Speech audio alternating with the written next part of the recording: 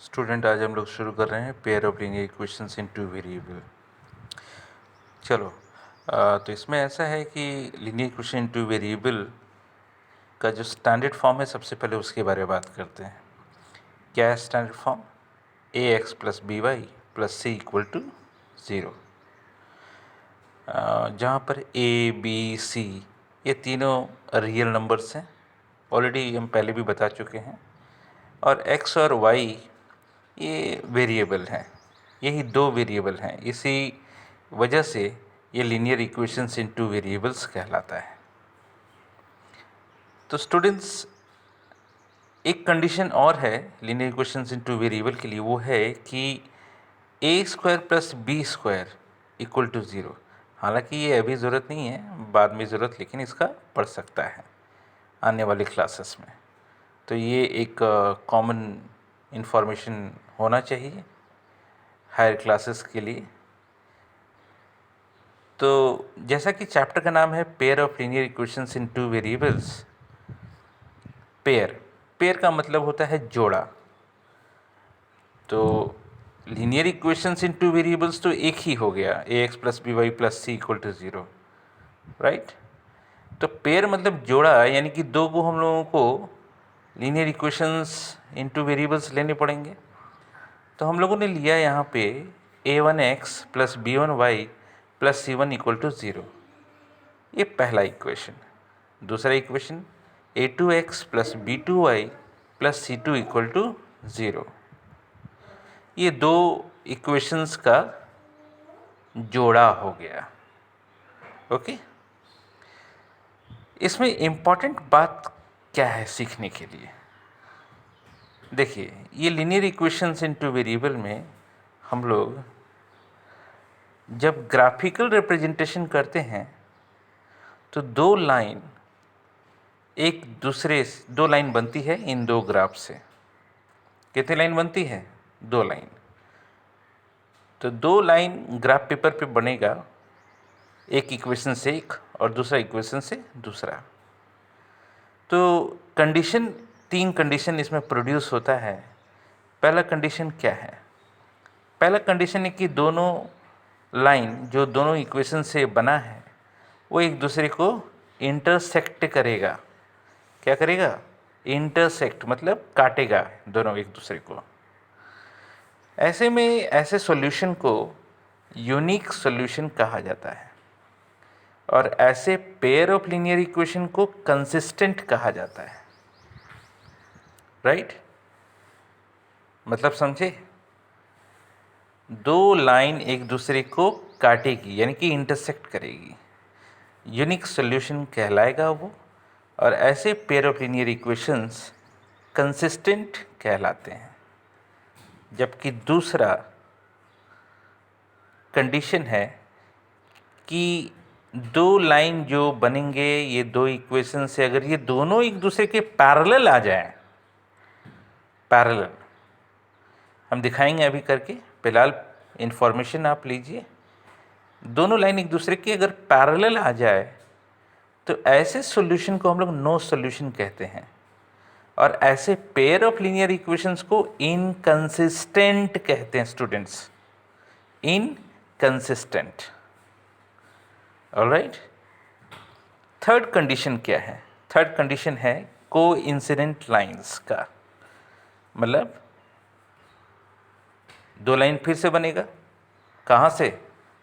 एक इक्वेशन से एक, दूसरा इक्वेशन से दूसरा। अगर एक लाइन के ऊपर दूसरा लाइन जब ओवरलैप कर जाता है तो उसको कोइंसिडेंट लाइंस कहते हैं, राइट। तो ऐसे सॉल्यूशन कहलाएंगे मेनी सॉल्यूशन। और ये pair of linear equations consistent होने के साथ साथ डिपेंडेंट भी कहलाते हैं। बोलना नहीं है, बहुत इंपॉर्टेंट कंडीशन है। कंसिस्टेंट होने के साथ साथ डिपेंडेंट भी कहलाते हैं। तो ये तीन कंडीशन प्रोड्यूस होते हैं जो कि पॉसिबल निकल करके आता है। ये तो रहा कंडीशन के साथ साथ और एक कंडीशन समझना चाहिए। ये तो ग्राफिकल कंडीशंस हो गए। अब हम लोग अलजेब्रिक कंडीशन के बारे में बात कर लेते हैं। अलजेब्रिक कंडीशन में क्या है कि तीन equation a1 by a2 not equal to b1 by b2, okay, a1 by a2 not equal to b1 by b2 intersecting lines कहलाएंगे, यानी कि ग्राफ में वो इंटरसेक्टिंग लाइंस देंगे, दो लाइन, और ऐसे सॉल्यूशन को यूनिक सॉल्यूशन कहेंगे। ऑलराइट, दूसरा कंडीशन है कि a1 by a2 equal to b1 by b2 equal to c1 by c2। दूसरा कंडीशन में तीनों जो रेशियो है रियल नंबर्स का, a1 by a2 equal to b1 by b2 equal to c1 by c2, ये coincident lines graph में देगा और हमें इसे मैनी सॉल्यूशन कहना पड़ेगा। तीसरा कंडीशन अलजेब्रिकली जो फाइंड आउट होता है वो है a1 by a2 equal to b1 by b2 not equal to c1 by c2। ये कहाँ ऑब्टेन होता है?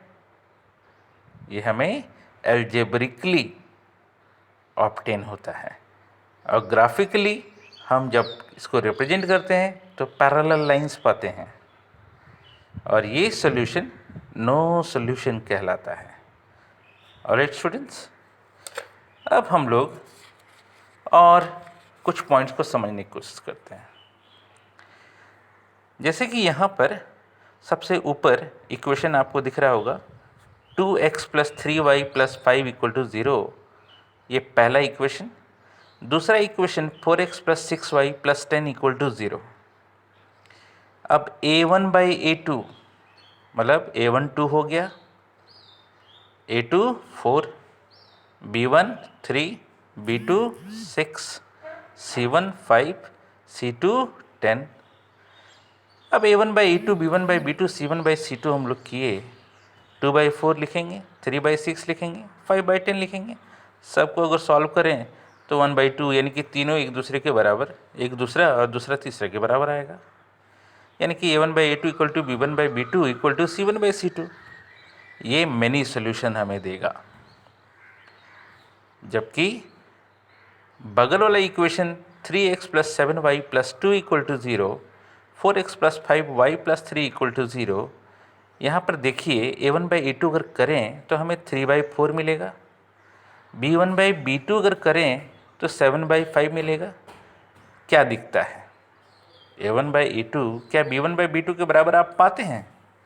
नहीं, शुरू में ही आपको पता चल जाता है कि a1 by a2 b1 by b2 के बराबर नहीं है, तो तीसरा लिखने की और देखने की ज़रूरत नहीं। इसलिए a1 by a2 not equal to b1 by b2 जब शुरू में ही मिल गया, ऐसे सॉल्यूशन को यूनिक सॉल्यूशन कहेंगे। अब रहा ये तीसरा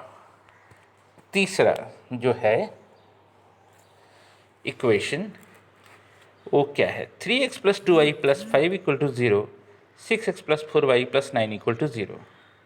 तो a1 by a2 क्या लिखाएगा? 3 by 6।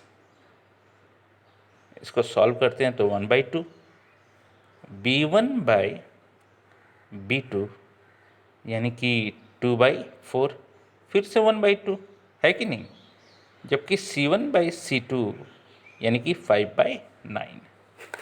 ये हमें a1 by a2 equal to b1 by b2 but not equal to c1 by c2।